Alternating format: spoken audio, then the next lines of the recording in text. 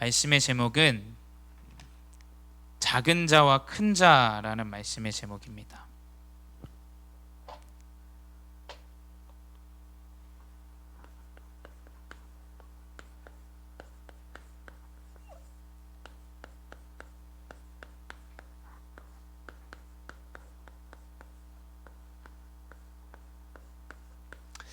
우리 지난주 강단 말씀의 흐름과 같습니다. 다시 한번 또 우리 렘넌트들에게 하나님이 이 말씀을 주시는 이유가 있겠죠. 지난주 여러분 아시겠지만 제자들이 질문을 하죠. 누가 큰 자입니까? 그 말은 작은 자도 있다는 거고 큰 자도 있다라는 거죠. 그럼 누가 큰 자냐? 천국에서는 이런 질문 자체가 사실은 굉장히 육신적인 질문이겠죠. 우리 렘넌트들도 마찬가지입니다. 교회 안에서 또 여러분 현장에서 여러분 나름대로의 기준을 가지고 생각할 거예요. 교회에서도 은연중에 사업을 잘하고 뭔가 육신적으로 대단해 보이는 사람들을 우리 스스로도 큰 자라고 여길 수 있어요. 그렇죠? 또 부족하고 연약하고 잘 안 되어지는 사람들을 보면 은연중에 우리 마음에 아유 어떻게 저럴 수 있냐, 아이고 저러니 치유가 안 일어나지, 저 수준으로 끝까지 살아가지. 우리 은연중에 스스로 작은 자 큰 자를 나눌 수 있습니다. 근데 대부분의 그 작은 자 큰 자를 나누는 것, 이 제자들마저도 완전히 이 육신적인 것,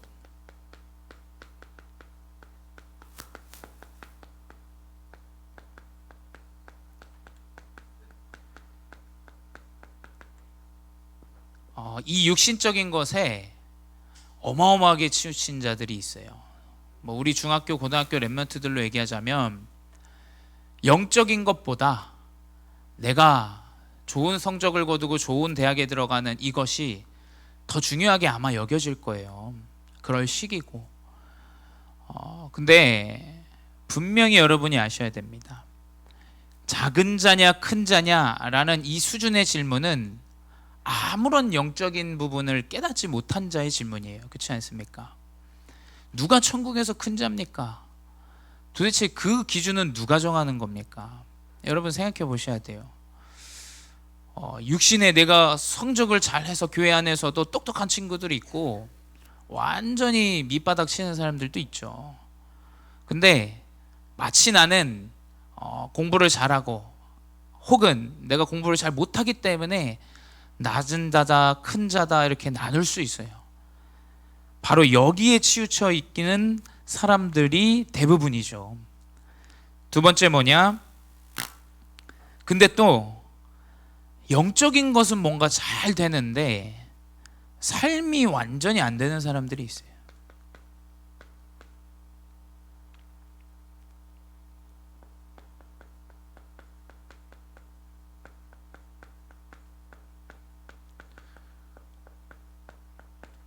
교회 안에 이런 사람들이 사실은 대부분이에요. 그렇죠? 실력이 있어서 뭔가 어마어마하게 기준을 가지고 말하는 사람들도 있지만 거의 8, 90%가 이 삶이 잘 갖추어지지 않은 사람들이에요. 목사님이 이번 한 주 계속 렘넌트들 만나고 현장에서 이렇게 복음 전달하고 하는데 이상하게 하나님이 이런 사람들을 계속 만나게 하셨어요. 어떤 사람은 육신적으로는 똑똑하고 잘하고 공부도 잘하고 하는데 전혀 영적인 것에 관심이 없는 사람, 그 중심과 마음이 완전히 육신의 기준을 가지고 큰 자, 작은 자, 대단한 자, 못난 자 나누는 그런 수준. 또 두 번째로 흐름은 막 잘 따라가는데 이 사람 막 삶이 영 아니야.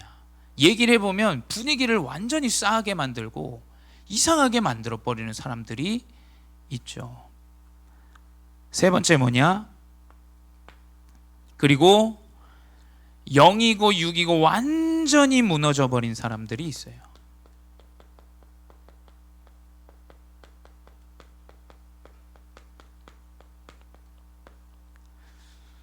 이런 사람들이 지금 현장에 또 교회에 또 여러분 주변에 또 혹은 내가 지금 이런 상태에 머물고 있습니다. 완전히 무너져서 기사회생의 기회가 없고 마음과 상처와 또 아픔과 이 생각 자체가 완전히 무너져 있는 상황.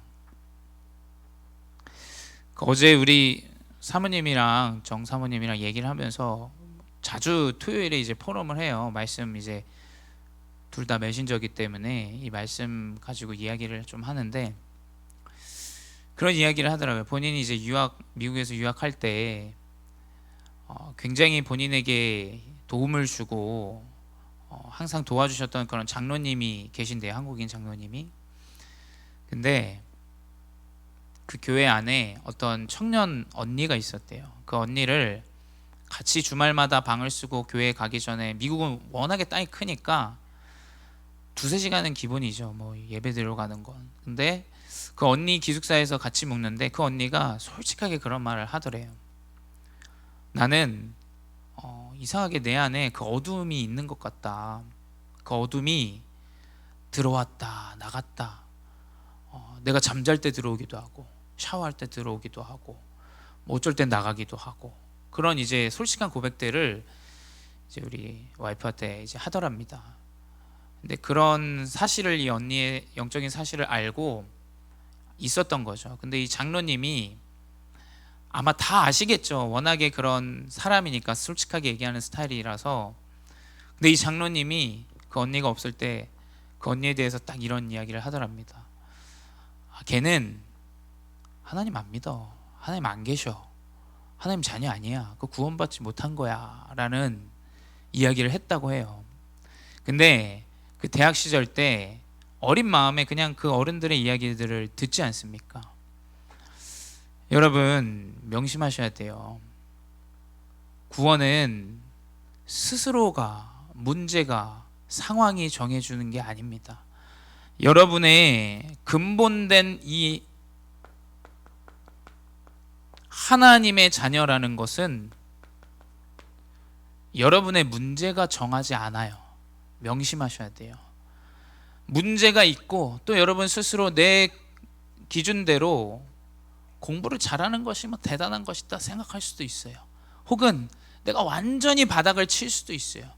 아니면 완전히 내 인생이 무너졌을 수도 있습니다. 근데 여러분, 그것 때문에 여러분의 근본이 흔들릴 이유는 절대 없습니다. 여러분 이 언약을 붙잡아야 돼요.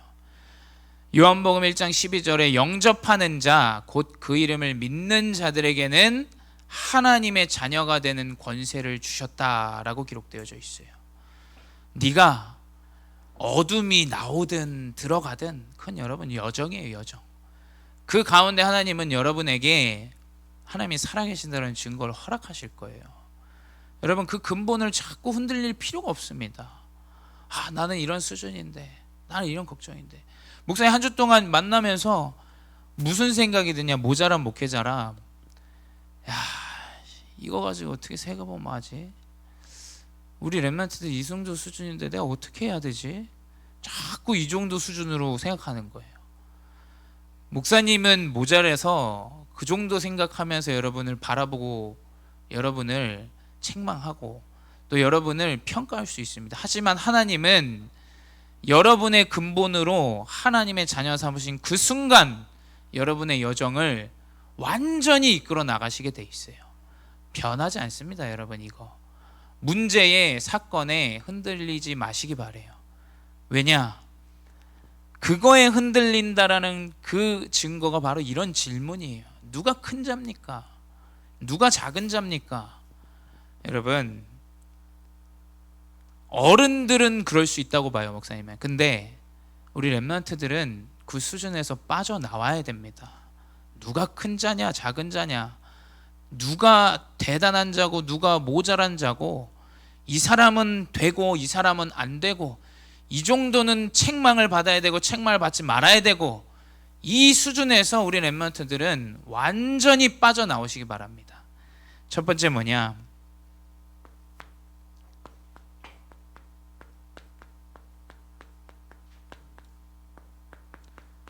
이 영적인 것을 모르고 육신적인 기드로만 보는 이 작은 자의 질문이 뭡니까? 주님, 천국에서는 누가 높은 자입니까? 예수님 얘기하시죠. 어린아이를 앞에 세우십니다. 이 어린아이와 같은 자, 이 자가 천국의 가장 큰 자다라고 얘기했어요. 여러분, 어린아이처럼 스스로를 낮추시기 바래요. 자꾸 여러분을 높이지 마세요. 여러분이 가지고 있는 실력, 시간 지나면 바뀔 수 있어요. 여러분이 지금 생각하는 그 건강, 시간 지나면 병들을 수 있어요. 여러분이 지금 생각하는 계획, 여러분 뜻대로 되어지지 않을 수 있습니다. 여러분 스스로를 낮추시기 바래요. 그래서 이 기준을 가진 자가 교회 안에 있다고 보십시오. 살아나게 됩니다. 살아나게 돼. 연약한 자, 맞지 않습니까? 맞는 말 다 해요. 다 맞는 말 합니다. 근데 이 사람의 영적인 부분과 이 복음이 증거되어지는 것과는 전혀 관계없는 인생을 살아가지 마시기 바래요. 여러분, 이 어린아이와 같은 자, 스스로를 낮추는 자, 왜 하나님께서 이번 주에도 동일하게 이 말씀을 주셨는지는 하나님이 아시겠죠. 여러분, 스스로를 어린아이와 같이 낮추시는 자가 되시기 바래요. 두 번째 마태복음 18장 10절에 삼가 이 작은 자 중에 하나도 업신여기지 말라라고 하셨어요.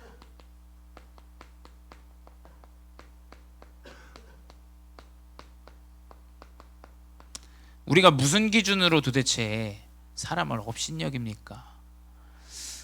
아마 내가 전도자, 이 복음운동과 이 복음이 증거되어지는 중심이 된다면 그렇게 할 수가 없어요. 여러분, 그렇지 않습니까? 이 복음의 기준으로 본다면 저 연약한 자, 복음이 필요한 자예요. 그렇지 않습니까? 저 어려움 가운데 있는 자, 복음이 필요한 자예요. 작은 자 중에 하나라도 업신여기지 말라. 너희에게 말하노니 그들의 천사들이 하늘에서 하늘에 계신 내 아버지의 얼굴을 항상 배웁느니라 라고 기록되어 있어요. 내가 연약함 때문에 하나님 자녀 된 것처럼 옆에 있는 자도 하나님의 자녀입니다. 그 천사가 항상 하나님의 얼굴을 배운다 그랬어요. 여러분, 이 수준에서 벗어나시기 바래요. 세 번째 마태복음 18장 14절에 이와 같이 작은 자 중에 하나라도 잃는 것은 하늘에 계신 너희 아버지의 뜻이 아니니라.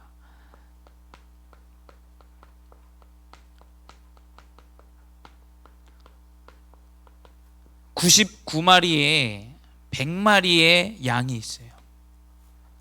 예수님께서 비유를 드셨죠. 100마리의 양이 있는데 한 마리가 없어졌습니다. 그러면 99마리가 있겠죠.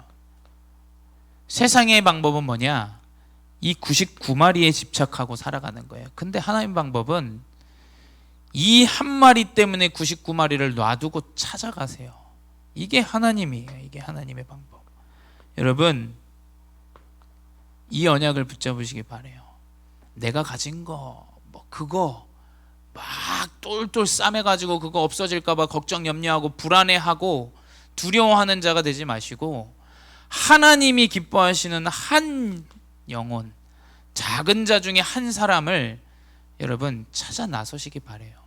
이게 바로 예수님이 말씀하신 큰 자입니다. 큰 자. 이 사람은 교회에서만 인정받진 않을 거예요. 아마 이 사람은 어디 가서든 사람들에게 환대받을 겁니다. 어디 가서든 사람들에게 인정받게 돼 있어요. 여러분, 언약을 붙잡으세요. 자꾸 내 생각, 내 기준, 내 습관, 내 삶, 그 수준의 것들을 붙잡고 살아가면 어떻게 되냐? 99마리 때문에, 가진 것 때문에 염려, 걱정, 불안해하고 살아가요. 여러분, 우리가 없으니까 그렇지 있는 사람들은 그거 지키기 위해서 혈안입니다. 혈안. 여러분, 이 사람이 되시기 바래요. 그래서 참된 성공자로 승리하시기 바랍니다. 두 번째 예수님이 또 얘기하셨죠.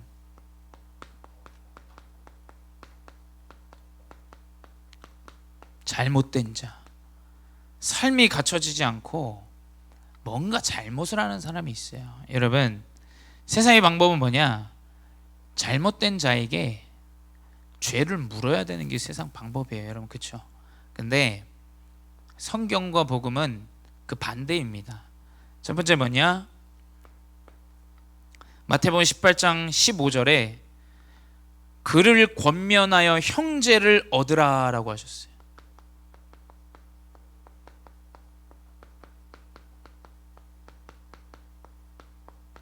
세상은 그 사람을 자르고 버리고 놔두고 가고, 그 사람을 질책하고 그 사람을 버리고 그 사람을 완전히 범죄자로 낙인시키는 것이 세상 방법이에요.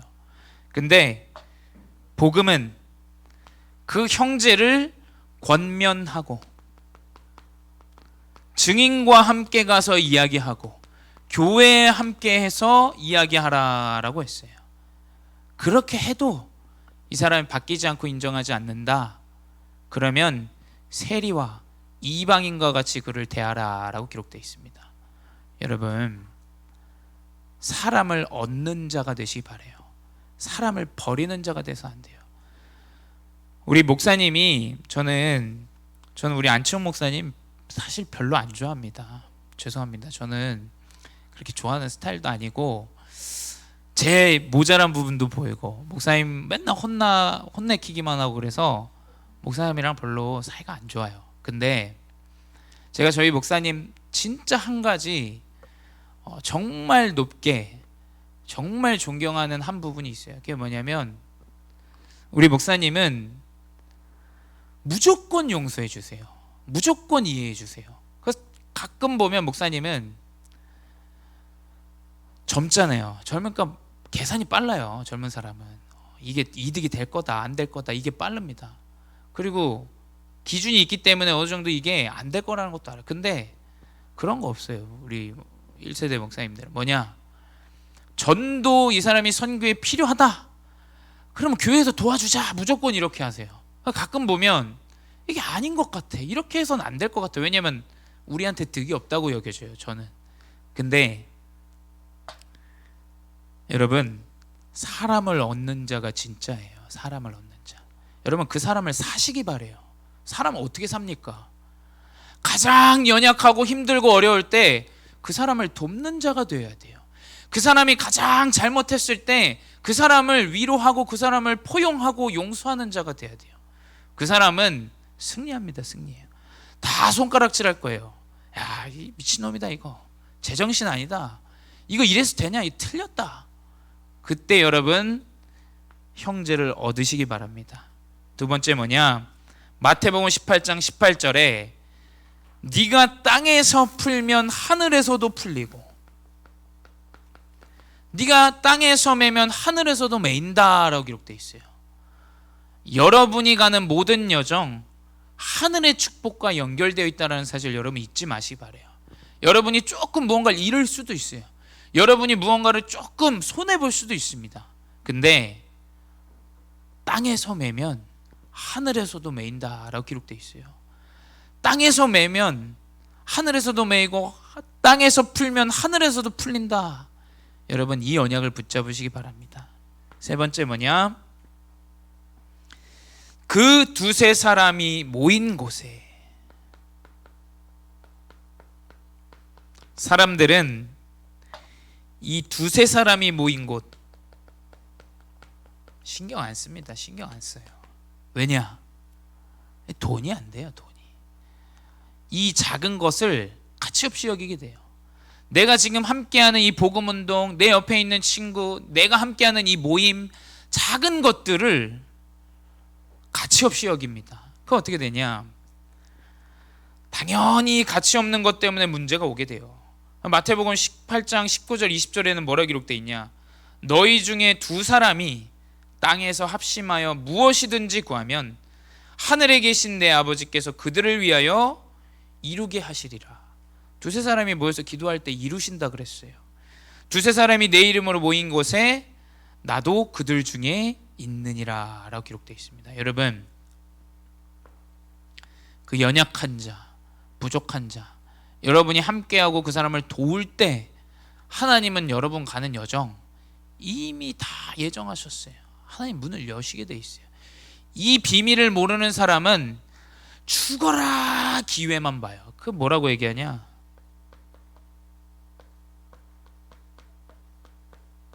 기회주의자라 그래요. 성공하는 것처럼 보입니다. 근데 우리나라 일본에 속국되었을 때 일본 앞잡이들과 함께해요. 그 기회주의자예요. 아무런 기준도 없고 복음도 없고 중심도 없으니까 어떻게 되냐? 나라가 팔려가면 그쪽으로, 왜냐면 돈 되니까 거기. 그걸 보고 기회주의자라 그래요. 그런 사람들 때문에 나라가 망하는 거예요. 여러분 명심하셔야 돼요. 그런 사람들 때문에 완전히 무너지는 겁니다. 우리 렘넌트들은 어디 기회가 있냐 없냐, 중심도 없이 기준도 없이 막 어디서 나한테 득이 될 것만 찾아가지고 나에게 득되는 건 하고 나에게 득되지 않는 영적인 건 놓치고, 여러분 그 기회주의자예요. 기회주의자. 복음을 이용하는 겁니다. 여러분 그런 렘넌트 되지 마시기 바래요. 이 복음의 언약 때문에 내가 하나님이 문을 여시는 그 문으로 들어가는 자가 되시기 바래요. 어떻게 하면 뭐 나한테 기회가 될까? 여러분 이 수준에서 벗어나야 돼요. 세 번째 뭐냐? 예수님이 이제 이 용서에 관해서 말씀하셨죠. 첫 번째 뭐냐? 이 10,000달란트.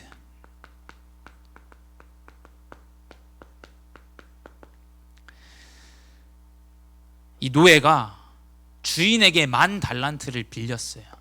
10,000달란트는 지금으로 수십억입니다. 사실은 수십억. 수십억을 빌렸어요. 그랬더니 이 주인이 이 노예를 불러놓고 네 와이프, 네 자녀, 네가 가진 모든 재물을 팔아서 이것을 갚아라 라고 얘기해요. 근데 주인이 막 울며 힘들어하며 구걸하는 이 노예를 보면서 그 10,000달란트를 제해줘요. 그 빚을 탕감해 줍니다.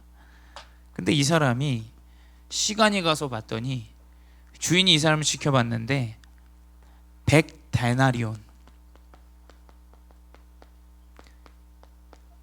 지금으로 말하면 한 5만 원 정도. 여러분 이 기준 자체가 다르죠. 수십억을 내가 빚졌는데 5만 원을 나한테 빚졌다고 이 사람 가가지고 멱살을 잡고 흔들고 있는 걸 주인이 보게 됩니다. 완전히 이 사람을 멸망시키죠. 여러분 뭐냐? 하나님의 이 구원의 은혜, 불쌍히 여길 수 있는 자가 되시기 바랍니다. 왜 우리가 불쌍히 여길 수 있냐? 마태복음 18장 33절에 내가 너를 불쌍히 여김과 같이 너도 내 동료를 불쌍히 여김이 마땅하지 아니하냐 하고 라 기록되어 있습니다. 그 말은 뭐냐? 내가 하나님에게 모든 것을 다 탕감받았어요. 목사님은 솔직하게 얘기합니다. 나는 복음이 없었으면 이 세상을 빨리 떠났을 것 같아요. 아무 이유도 없고 내가 영적으로도 좀 시달렸고 내가 아무런 삶의 이유 없이 살아가야 되는 것들이 뻔히 보였어요. 그래서 어릴 때부터 목사님은 굉장히 삐뚤어졌어요. 옆으로 나가고 그 목회자 아들이라는, 목사 아들이라는 그 타이틀이 목사님이 완전히 반대로 나가게 했어요. 그래서 목사님은 굉장히 문제가 많았습니다. 근데 이런 나를 하나님이 구원하셨다라는 그걸로 하나님이 큰 은혜를 주시더라고요. 이런 내가 복음을 믿고 누리고 다른 사람들은 두려워 떨고 내가 가진 것 때문에 또 없는 것 때문에 걱정 염려하고 두려워하면서 사는데 나는 이것과 관계없는 하나님의 자녀로 살아가게 하셨다라는 이게 가장 큰 은혜가 되더라고요. 여러분 이 은혜 속에 깊이 여러분 뿌리 내리시기 바래요. 이 사람은 분명히 리더자가 될 거예요. 이 사람은. 왜냐? 작은 일이 흔들리지 않습니다. 가만 보면 진짜 부족한 사람들은 보면 아무리 리더 자리에 있어도 작은 부분에 자꾸 흔들려요. 뭐 문제가 나오면 이 사람 뭐 어떻게 해야 된다 뭐 해야 된다 흔들려 버려요. 이 사람 틀렸다 뭐다 계속 흔들립니다. 근데 여러분 명심하셔야 돼요. 그거 흔들린다라는 건 스스로가 영향을 받는다라는 거예요. 스스로가 그 죄악 가운데 빠져 있다라는 얘기입니다. 그 말은 뭐냐? 여러분이 하나님께 구원받은 그 은혜 속에서 충만해라. 그것 가지고 여러분 용서하고, 그것 가지고 사람을 돕고, 그것 가지고 여러분 현장으로 나아가는 렘넌트가 되어야 돼요. 그거 아니면 여러분 세상과 똑같습니다. 세상과 똑같아요. 교회도 마찬가지야. 똑같아요. 뭐 교회 다니고 내가 일주일에 뭐 2번, 3번 교회 오고 그것만 좀 다르지 똑같습니다. 사회랑. 여러분 그 수준 가지고는 절대 승리할 수 없어요. 그래서 결론이 뭐냐? 우리 렘넌트들은 지금부터 하나님이 나를 구원하신 이 구원의 은혜의 의미를 좀 찾아보시 바래요. 여러분 포럼할 때도 생각해 보세요. 내가 복음 받기 전에 어떤 모습이었냐? 여러분 솔직하게 보셔야 돼요. 만약에 내가 그걸 솔직하게 볼 수 있다, 그럼 여러분 함부로 말할 수 없을 겁니다. 내가 그 수준을 안다, 절대 영혼을 함부로 대할 수 없을 거예요. 그렇지 않습니까? 목사님은 여러분이 아무리 이상한 행동을 해도 좀 이해가 돼요. 왜냐하면 내가 그 모양 그 꼬라지였거든. 내가 그 수준이었거든. 내가 그 수준이어서 그 문제 가운데 빠져가지고 허우적거렸거든. 그게 뭐냐? 그 은혜가 있기 때문에 사실은 크게 흔들릴 이유가 없는 거죠. 여러분, 여러분이 이 렘넌트시기 때부터 이 구원의 은혜 속에 참된 은혜를 회복한 제자로, 승리자로 인도받으시 바랍니다. 기도하겠습니다. 사랑의 하나님 감사합니다. 세상에 살아가지만 세상에 영향받지 않고 세상을 살리는 참된 구원의 은혜를 누리게 하여 주시옵소서. 주님, 나같이 모자라고 부족하고 쓸데없는 인생이 하나님을 만나고 하나님이 인도하시는 대로 두려워하지 아니하며 참된 능력을 가지고 인도받게 하시니 감사합니다.